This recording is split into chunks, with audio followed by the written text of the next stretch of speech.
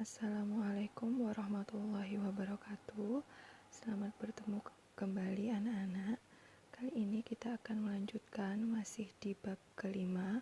Kalau minggu kemarin kita membahas dua sumber hukum Islam, yaitu Al-Quran dan hadis. Kali ini kita akan membahas sumber hukum Islam yang ketiga, yaitu ijtihad dan juga pembagian hukum dalam Islam. Silahkan disimak materinya baik-baik ya. Kita akan mulai dari pengertian ijtihad. Secara bahasa, ijtihad berasal dari bahasa Arab ijtahada, yajtahidu, ijtihadan, yang berarti mengerahkan segala kemampuan, bersungguh-sungguh mencurahkan tenaga, atau bekerja secara optimal. Sedangkan secara istilah berarti mencurahkan segenap tenaga dan pikiran secara sungguh-sungguh dalam menetapkan suatu hukum. Orang yang melakukan ijtihad dinamakan mujtahid. Selanjutnya, syarat-syarat berijtihad. Ijtihad sangat bergantung kepada kecakapan dan keahlian para mujtahid, sehingga hasil ijtihad antara satu ulama dengan ulama lainnya berbeda hukum yang dihasilkannya. Seseorang yang akan melakukan ijtihad atau yang disebut dengan mujtahid harus memiliki beberapa syarat di bawah ini. Yang pertama, memiliki pengetahuan yang luas dan mendalam. Yang kedua, memiliki pemahaman mendalam tentang bahasa Arab, ilmu tafsir, usul fikih, dan tarikh. Yang ketiga, memahami cara merumuskan hukum atau istinbat. Dan yang keempat, memiliki keluhuran akhlak mulia. Jadi, seseorang tidak boleh asal-asalan dalam melakukan ijtihad, karena hasil ijtihad nantinya akan dijadikan pedoman bagi umat muslim. Pahala bagi orang yang melakukan ijtihad dijelaskan dalam sebuah hadis dari Amru bin As radhiyallahu anhu, bahwasanya Rasulullah shallallahu alaihi wasallam bersabda, apabila seorang hakim menghukumi satu perkara lalu berijtihad dan benar, baginya 2 pahala. Dan apabila ia menghukumi satu perkara lalu berijtihad dan keliru, baginya 1 pahala. Jadi jika seseorang ulama melakukan ijtihad, yang tahu benar dan salahnya hanyalah Allah Ta'ala. Karena sekali lagi orang-orang yang melakukan ijtihad pastinya orang-orang yang bukan sembarangan, tetapi orang-orang yang benar-benar memahami Al-Quran dan hadis. Oleh karena itu, apabila hasilnya benar mendapatkan 2 pahala, dan apabila hasilnya salah maka mendapatkan 1 pahala. Kedudukan ijtihad sebagai sumber hukum Islam adalah sumber hukum Islam yang ketiga setelah Al-Quran dan hadis.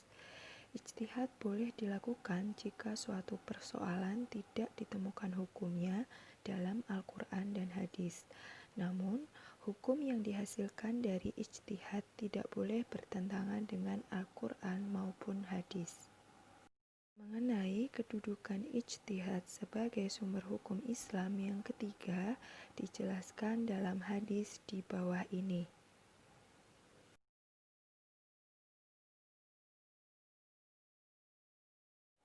Seorang ulama dalam melakukan ijtihad bisa menggunakan beberapa metode. Di sini Bu Am akan menjelaskan bentuk-bentuk ijtihad ada 3. Yang pertama adalah ijma. Ijma artinya kesepakatan para ulama ahli ijtihad dalam memutuskan suatu perkara atau hukum. Nah, jadi semua ulama itu berkumpul menjadi satu, membahas tentang satu persoalan, mengkaji bersama-sama, kemudian diambil kesepakatan. Nah, itu namanya ijma. Contohnya adalah kesepakatan untuk menghimpun wahyu ilahi yang berbentuk lembaran terpisah menjadi sebuah mushaf Al-Quran. Yang kedua adalah metode qiyas. Kias artinya mempersamakan atau menganalogikan masalah baru yang tidak terdapat dalam Al-Quran atau hadis dengan yang sudah terdapat hukumnya dalam Al-Quran dan hadis karena kesamaan sifat atau karakternya. Contohnya adalah mengharamkan hukum minuman keras selain khamar seperti whisky, vodka, dan narkoba karena memiliki sifat yang sama, yaitu memabukkan. Nah, jadi kan di dalam Al-Quran itu yang dijelaskan haram itu kan minuman khamar karena dia memabukkan. Nah, kemudian minuman-minuman lain gitu kan yang whisky, vodka, dan narkoba yang juga sifatnya sama-sama memabukkan itu berarti sifatnya sama, hukumnya sama, yaitu haram. Yang ketiga adalah maslahah mursalah, yang artinya penetapan hukum yang menitik beratkan pada kemanfaatan suatu perbuatan dan tujuan hakiki universal terhadap syariat Islam.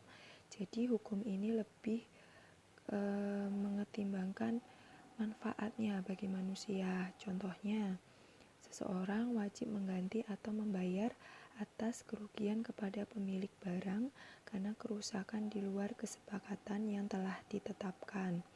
Contoh yang kedua, pencatatan perkawinan dalam surat yang resmi menjadi maslahat untuk sahnya gugatan dalam perkawinan, nafkah, pembagian harta bersama, waris, dan lainnya. Jadi kalau hukum ini tuh memang tidak terdapat di dalam Al-Quran dan hadis kalau maslahah mursalah, tapi itu lebih ke untuk manfaatnya bagi umat Islam, lebih baiknya itu seperti ini. Setelah kita mempelajari 3 sumber hukum Islam, yaitu Al-Quran, hadis, dan ijtihad, tentunya dari sumber hukum Islam itu akan timbul hukum-hukum Islam. Nah, pembagian hukum Islam itu ada 2. Yang pertama adalah hukum ta'lifi. Hukum ta'lifi adalah tuntunan Allah Subhanahu wa Ta'ala yang berkaitan dengan perintah dan larangan. Dan yang kedua adalah hukum wad'i. Hukum wad'i adalah perintah Allah Subhanahu wa Ta'ala yang merupakan sebab, syarat, atau penghalang bagi adanya sesuatu. Kita akan membahas satu persatu hukum Islam ini. Hukum taklifi yang pertama adalah wajib atau bisa disebut fardu atau ijab. Wajib artinya aturan Allah yang harus dikerjakan, jika dikerjakan mendapat pahala, dan jika ditinggalkan berakibat dosa. Misalnya perintah sholat, puasa, zakat, haji, dan sebagainya. Wajib ini ada 2 macam, wajib ain yang artinya ketetapan yang harus dikerjakan setiap muslim, tidak bisa diwakilkan oleh orang lain. Yang kedua adalah wajib kifayah, ketetapan yang apabila sudah dikerjakan oleh sebagian orang muslim, maka orang muslim lainnya terlepas dari kewajiban itu. Akan tetapi jika tidak ada yang mengerjakan, maka dosanya bagi seluruh umat muslim. Yang kedua adalah sunnah atau bisa disebut juga mahdub. Sunnah artinya tuntutan untuk melakukan suatu perbuatan dengan konsekuensi jika dikerjakan mendapat pahala dan jika ditinggalkan karena berat tidaklah berdosa. Contohnya, sholat rawatib, puasa Senin Kamis, sopan santun makan, dan lain sebagainya. Sunnah juga terbagi menjadi 2, sunnah muakkad, itu sunnah yang sangat dianjurkan oleh Nabi Muhammad SAW, dan yang kedua sunnah khairu muakkad, yaitu sunnah yang jarang dilakukan oleh Nabi Muhammad SAW. Yang ketiga adalah haram atau tahrim. Haram artinya larangan untuk mengerjakan suatu pekerjaan. Jika larangan itu dilakukan akan mendapat dosa, dan jika tidak dilakukan mendapatkan pahala. Misalnya larangan berjudi, larangan khamar, larangan mencuri, dan lain sebagainya. Yang keempat adalah makruh atau karahah. Makruh artinya tuntunan untuk meninggalkan sesuatu yang dibenci atau tidak disukai. konsekuensinya jika dikerjakan tidak berdosa, akan tetapi jika ditinggalkan akan mendapat pahala. Jadi kalau makruh ini lebih baik ditinggalkan. Contohnya mengkonsumsi makanan yang beraroma tidak sedap karena zat atau sifatnya. Yang kelima adalah mubah atau al-ibahah. Mubah itu artinya sesuatu yang boleh dikerjakan dan boleh untuk ditinggalkan, tidak berdosa dan berpahala jika dikerjakan ataupun ditinggalkan. Contohnya makan roti, minum susu, dan lain sebagainya. Selanjutnya, pembagian hukum Islam yang kedua setelah hukum ta'rifi adalah hukum wad'i. Hukum wad'i adalah perintah Allah yang menjadikan sesuatu sebab sebagai adanya sesuatu, atau sebagai syarat sesuatu yang lain, atau penghalang bagi adanya sesuatu yang lain tersebut. Hukum wad'i terbagi menjadi 3 macam. Hukum wad'i yang pertama adalah hukum wad'i al-sabab atau sebab. Artinya suatu hukum yang dijadikan syar'i sebagai tanda adanya hukum. Kalau kalian bingung, silahkan perhatikan contohnya. Yang pertama, tergelincirnya matahari sebagai sebab wajibnya sholat zuhur.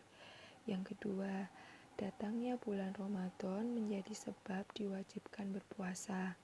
Yang ketiga, masuknya waktu sholat menjadi sebab diwajibkan sholat. Dan yang keempat, terbenamnya matahari menjadi sebab wajibnya sholat maghrib. Yang kedua, hukum wad'i al-syartu atau syarat. Artinya, sesuatu yang menjadi tempat bergantung wujudnya hukum. Tidak adanya syarat berarti tidak adanya hukum. Tetapi wujudnya syarat tidak pasti wujudnya hukum. Contohnya, jika akan sholat, syaratnya harus melaksanakan wudhu. Sholat tidak bisa dilaksanakan tanpa melaksanakan wudhu. Yang kedua, genap 1 tahun atau haul merupakan syarat wajib dikeluarkan zakat perdagangan. Tidak adanya haul tidak diwajibkan zakat. Dan yang ketiga, suci dari haid bagi wanita sebagai syarat wajib sholat dan puasa. Oleh karena itu, dalam kondisi haid tidak diperbolehkan sholat dan puasa. Yang ketiga adalah hukum wad'i al-mani atau penghalang, yang artinya sesuatu yang adanya meniadakan hukum atau membatalkan sebab. Contohnya, adanya najis pada tubuh atau pakaian dapat menghalangi seseorang untuk melakukan sholat. Yang kedua, adanya kewajiban menunaikan ibadah haji ke Baitullah karena tidak adanya keamanan di jalan, maka tidak wajib berhaji. Ketidakamanan di jalan ini merupakan penghalang kewajiban haji. Nah, demikianlah penjelasan dari Bu Amrita terkait dengan materi di bab 5, yaitu sumber hukum Islam ada 3, Al-Quran, hadis, dan ijtihad. Ketiga sumber hukum Islam ini menjadikan kita sebagai umat Islam tuntunan pedoman dalam menjalani kehidupan agar selamat dunia dan akhirat. Jadi wajib sekali bagi kita untuk senantiasa mempelajari 3 sumber hukum Islam ini agar hidup kita barokah. Nah, selanjutnya seperti biasa di akhir setiap bab maka ada soal latihan yang harus kalian kerjakan sebagai pengambilan nilai. Sekali lagi Bu Amrita ingatkan untuk mengerjakan setiap tugas yang Bu Amrita berikan, memperhatikan, mengerjakan dengan seksama agar kalian mendapat nilai yang maksimal. Dan bagi anak-anak yang belum melengkapi tugas-tugasnya, segeralah mengerjakan karena itu juga penting buat kalian. Yang mendapatkan nilai adalah kalian, bukan Bu Amrita. Oke, terima kasih atas perhatiannya. Kurang lebihnya Bu Amrita mohon maaf. Wassalamualaikum warahmatullahi wabarakatuh.